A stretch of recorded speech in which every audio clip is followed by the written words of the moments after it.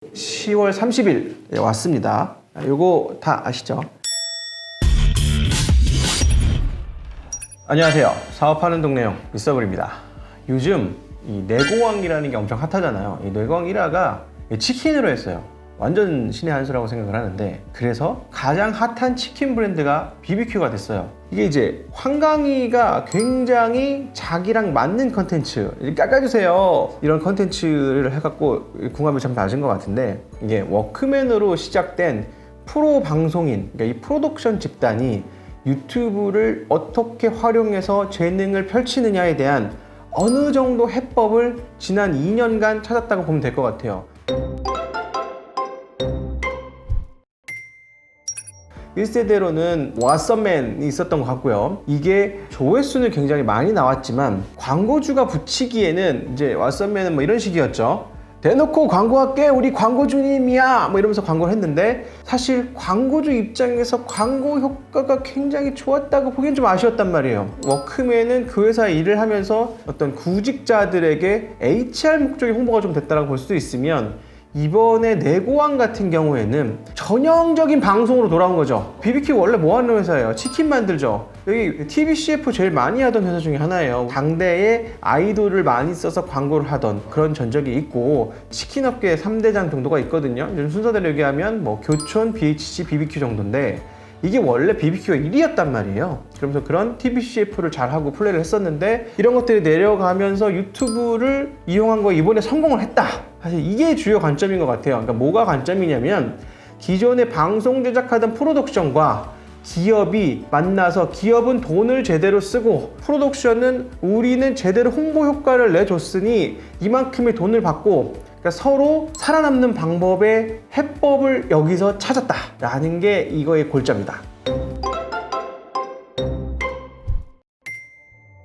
BBQ는 황금 올리브 치킨을 일정 기간 동안 행사를 하는데, 어디서만 했다 저도 시켜서 먹었거든요. 그 BBQ 자체 어플리케이션을 주문할 때만 7,000원 할인을 해줬습니다. 그렇게 해서 할인을 받고, 거기에 뭐 치즈볼 같은 이런 볼 3개 넣어줬어요. 그래가지고 7,000원 할인을 해주는 걸로 뭐 일주일인가 열흘 동안 하는 걸로 내고왕과 계약을 하죠. 추정해보면 아마 그 기간 동안 30만 개 이상의 닭이 팔렸을 거예요. 그럼 7,000원 곱하기 30만 하면 21억 정도 됩니다. 근데 기업가분들 혹은 사업하시는 분들이 어떤 고민을 하냐면, 프라이싱이라는 게 굉장히 중요한 요소예요. 그래서 가격을 7,000원을 빼면 우리 브랜드 가치에 손상이 일어나지는 않을까. 그 다음에 7,000원이 빠진 뭐 13,000원, 배송비 포함한 13,000원을 치킨의 가격, BBQ 치킨의 가격으로 인식하고 행사가 끝나면 판매량이 줄어들지 않을까, 이런 우려를 하는데, 이 BBQ 입장에서는 지금 그런 우려보다도 BBQ가 어느새 3위가 되다 보니까, 그런 지금 우리가 뭐 무너질까 가격이 빠질까라기보다 자존심이 상한 거예요.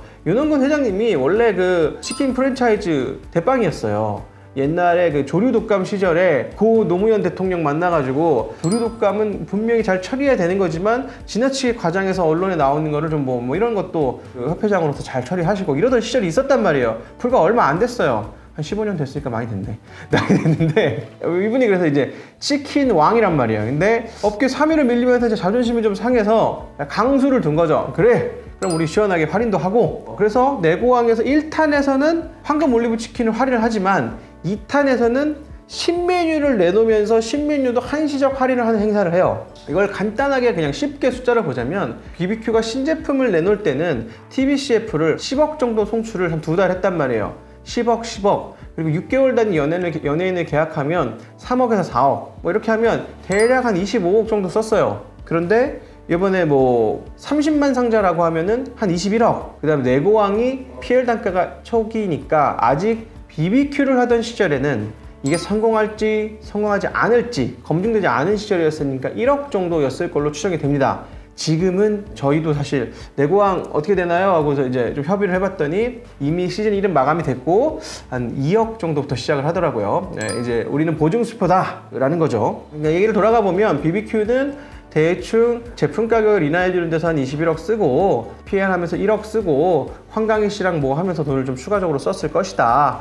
그러면 전체 금액은 비슷하다는 거죠. TBCF를 하나, 유튜브에서 내고왕을 하나 비슷한 건데 효과는 어땠을까요? 보면 전체적인 BBQ에 대한 트래픽은 2배 정도로 늘어났고 사실 치킨 많이 먹는 사람이 이 40대가 아니에요. 이제 10대, 20대가 치킨을 많이 먹어요. 소위 말하는 MZ세대라고 하잖아요. 10대 중반부터 뭐 17, 18 치킨 좋아하죠. 30대 중반까지 치킨 좋아한단 말이에요. 우리 40대 형들네들은 튀긴 거 좀 부대끼는데 치킨 말고 좀 백숙 없어? 백숙? 뭐 이런 얘기 하시는 말이에요.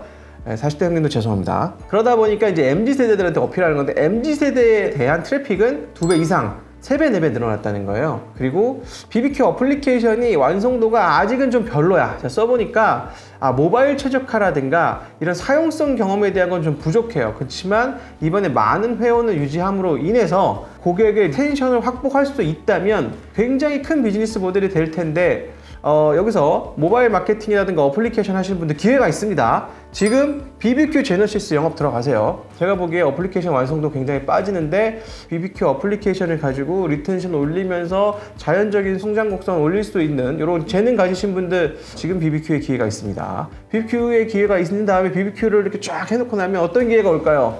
교촌이 가만히 있을 리가 없죠. 야 잠깐만 모바일로 파는 게 요즘 되네? 우리가 꼭 쿠팡이츠나 배달의 민족에 묶여있을 필요는 없는 거구나 라는 거가 증명되는 순간 게임은 또 새로 시작되는 겁니다. 지금 대형 치킨 프랜차이즈, 피자 프랜차이즈 한 번씩 찔러보시길 바라고 이걸 미국에서 누가 증명했냐면 도미노 피자가 증명했어요. 우버이츠 플랫폼 안에 있는 게 아니라 우리는 디지털 트랜스포메이션을 통해서 소비자 D2C를 직접 하면서 배송해서 리텐션을 올릴 수 있다는 걸 미국에서 도미노 피자가 증명한 사례가 이미 있습니다. 이 시장 다시 치열해지는 먹거리 시장입니다. 여기서 뭘 또 얻냐면 원래 고전적인 프라이싱이라는 건 흔들리면 안 되는 거였어요. 지금도 명품은 가격이 흔들리지 않죠.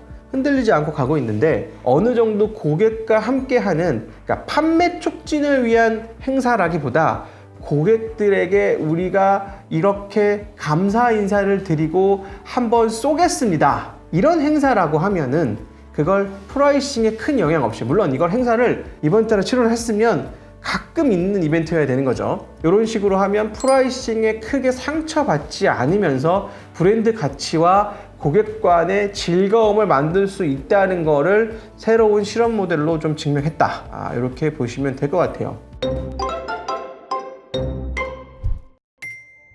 아마 올해 BBQ는 40% 정도 성장을 할 걸로 전체적으로 보여요.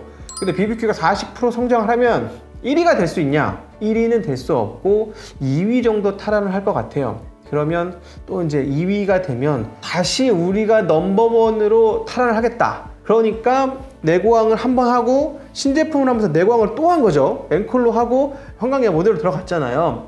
들어가면서 제가 말씀드렸잖아요. BBQ는 지금 고객과 D2C를 하면서 모바일 어플리케이션에 이번에 유입된 수십만의 고객의 리텐션을 확보하고 싶을 것이다. 그리고 유튜버 입장에서 또 말씀을 드리면 그동안 브랜드라든가 제조사 입장에서 유튜브를 이용하는 방법이 굉장히 구닥다리했어요. 기껏 해봐야 유머 먹방 유튜버 아니면 뭐 저는 뭐 뷰티랑 패션 하니까 패션 유튜버한테 뭐 해달라, 먹어달라, 뭐 입어달라 이게 다였단 말이에요. 그런데 이번에 이거 3세대라고 제가 보는 게 1세대는 1인 방송하는 취미 활동가 정도였다가 이분들이 조금 진화를 하면서 전문 전업 유튜버들 혹은 해당 카테고리에 있는 전문가들이었다면 3세대는 뭐냐면 이제 제대로 감 잡은 프로덕션 군단과 연예인이 들어와서 실제로 이들이 들어오는 걸 이기기는 굉장히 어렵거든요. 프로 예능인은 맨날 웃기는 것만 생각하고 맨날 튀는 것만 생각하고 맨날 노는 것만 생각하는데 우리가 어떻게 이깁니까? 그리고 브랜드들은 유튜브를 어떻게 활용해야 되는지를 이번에 내고왕을 보면서 많은 깨달음을 갖고 있을 거다. 그래서 내고왕을 지금 진행하는 회사들을 보면 다 선수급이에요. 유튜브를 하는 입장에서 보자면 아직도 원맨 플레이가 분명히 가능하지만 유튜브로 떡상할 수 있는 허들은 점점 높아지고 있다. 사업하는 대표님들, 모바일 어플리케이션 하는 분들, 마케팅 하시는 분들, 제가 지금 어디 가서 영업해야 될 것 같다, 어떤 기회가 있는 것 같다 라고 말씀드렸고, 또 다른 재미있는 D2C 시장이 열리면서 플랫폼의 아성이라고 다 먹을 수 없거든요. 소비자는 언제나 누가 독점하는 걸 좋아하지 않습니다. 새로운 것들이 또 시작되고 있으니 우리는 이 기회를 놓치지 말고 BBQ를 보고 도미노 피자의 사례를 보면서 새로운 기회를 보고 가치 창출을 하시기를. 도움이 되셨다면 구독, 좋아요 부탁드리겠습니다. 감사합니다.